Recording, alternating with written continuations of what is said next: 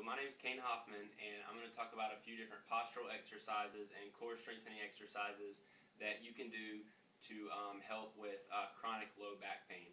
So one of the first things that we emphasize with lower back pain is good posture, and some of the things that that you can do just throughout the day is to just do sort of one of the exercises where you sort of just force yourself to stand up straight with your shoulders back. You can kind of suck in your stomach and try to stand up straight for a few seconds, and then you can let it go and relax.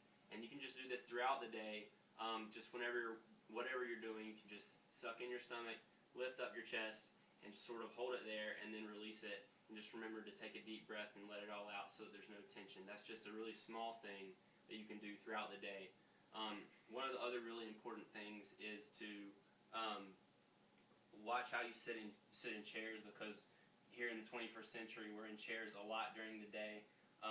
This is how most of us sit when we're at a computer. We're slouched over towards the computer. It's easier to see, and in the short term it's more comfortable for us. So normally this is how we sit. You can see his posture is very bad. His shoulders are forward. His thoracic spine is curved forward a lot. That puts tension on your cervical spine, and it flattens out your lumbar spine as well. So the better thing to do is to change your posture to make it look more like this. So you sit up straight with your shoulders back, and that relieves the tension on your neck as well as your lumbar spine and your lower back. And this may be a little uncomfortable at first, but you can do it for 20 minutes, 30 minutes at a time until your lower back muscles and all the muscles in your back sort of get accustomed to it and get acclimated to the way that you're sitting. So when you're at the computer, when you're in the car, just try to sit up straight. Don't slouch. Especially don't lean to one side or the other, because that's a pretty important thing for your back. Another way to work on your posture and also just to relieve back pain in general is called the Alexander technique.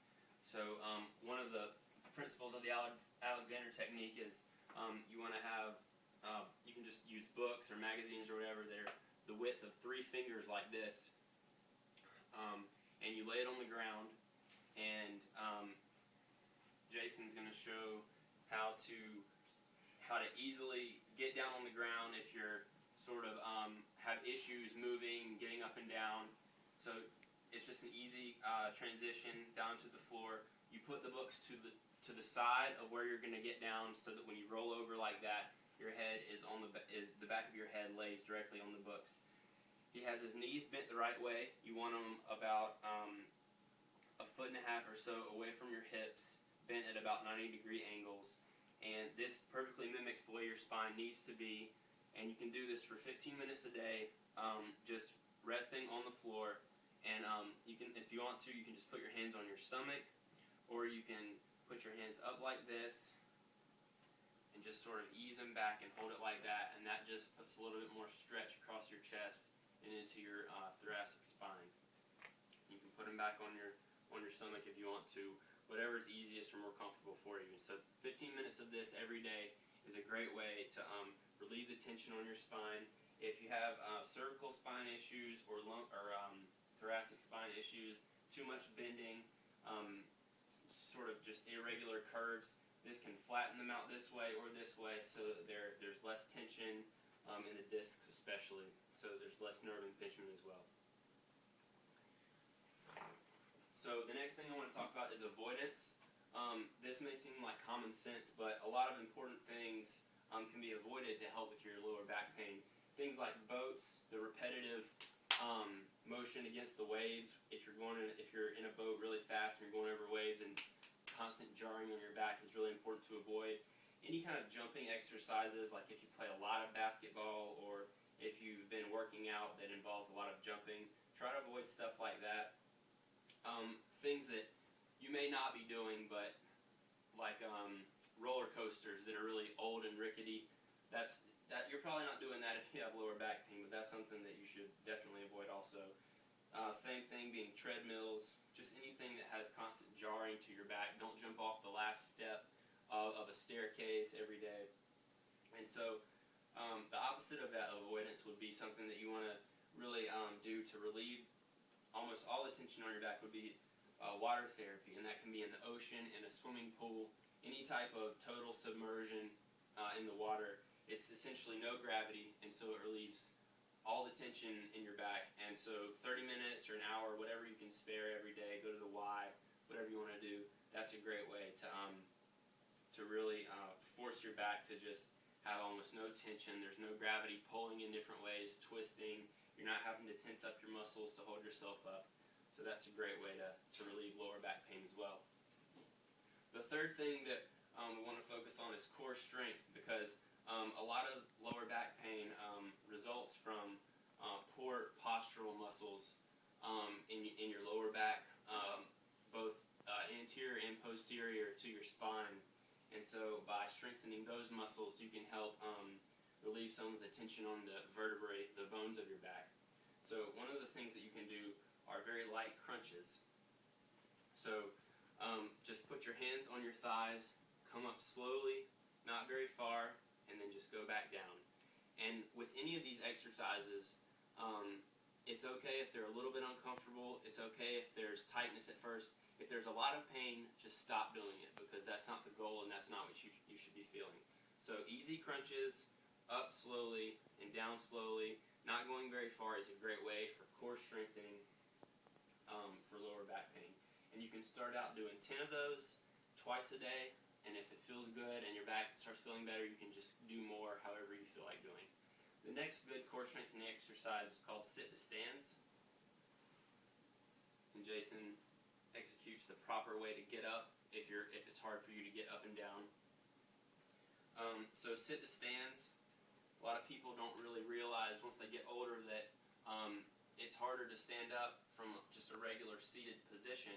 It's a lot easier to do is lean forward, keep your back straight, push off with your arms on your knees, and stand up. And not only is that a good teaching point for how to stand up when you have lower back pain, but also it's a great exercise to do. Again, keeping your back straight, lower back arched, shoulders back, just like that. And so you can also do these 10 times, twice a day, or if it's working and it doesn't hurt your back, you can do it more as you see fit. Another really important core strengthening exercise that's very effective, especially if you work at a computer or you have a desk job, is to sit on the exercise ball. This sort of engages all of the core muscles of your back and your abdomen, the ones that attach to the spine and go down and attach to the hip, because you're not leaning against anything. There's nothing really for you to support yourself on. You see, he has the good back posture. His neck's up straight. His shoulders are back. His spine is in perfect alignment from top to bottom. And so just sitting on the exercise ball, it's not going to feel natural. So your muscles might get tired and you might start to hurt a little bit after 20 or 30 minutes or so. So you can go back to the chair throughout the day, but just try to train yourself to do this, and maybe you can do it longer and longer. But it's a great way to strengthen your core muscles and relieve lower back pain. And so the last thing that's really important to help relieve chronic lower back pain are stretches. Now, hamstring stretches can be done in a chair by just putting your legs out. You can do them both at a time or one at a time. Put your legs out straight, put your toes to the ceiling, and try to point them towards you as far as you can, and then just lean forward until you feel a stretch in your hamstrings behind your leg. When you feel that stretch, don't go until it hurts, but go until it pulls and it feels a little bit tight, and then go back. And that's a great way to stretch your hamstrings. Hamstring stretches are one of the most important stretches you can do for lower back pain, because tight hamstrings can pull on your back and put tension in a lot of areas. The next exercise is called knee to chest, and you can get into the same position that you were on earlier with the Alexander technique.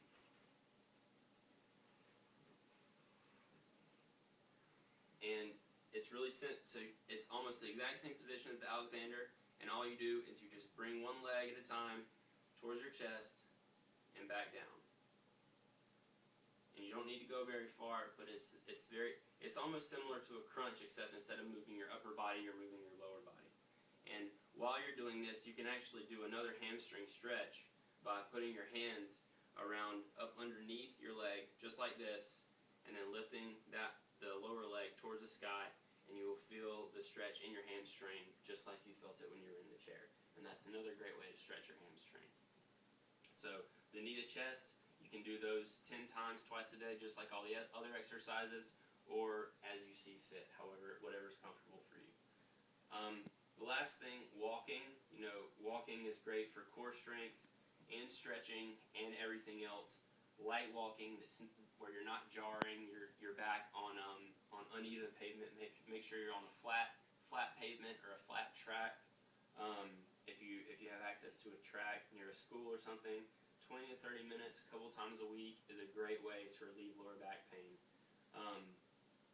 And so that concludes our lower back pain training session. So the most important thing is to just make sure that you keep these in mind and do them. Pay attention to the ways that we said to do them so that your technique is right. And definitely, if something hurts a lot when you're doing it, which it shouldn't, but if it does hurt you, don't do it anymore. Don't force anything. So thank you for watching the video, and have a nice day.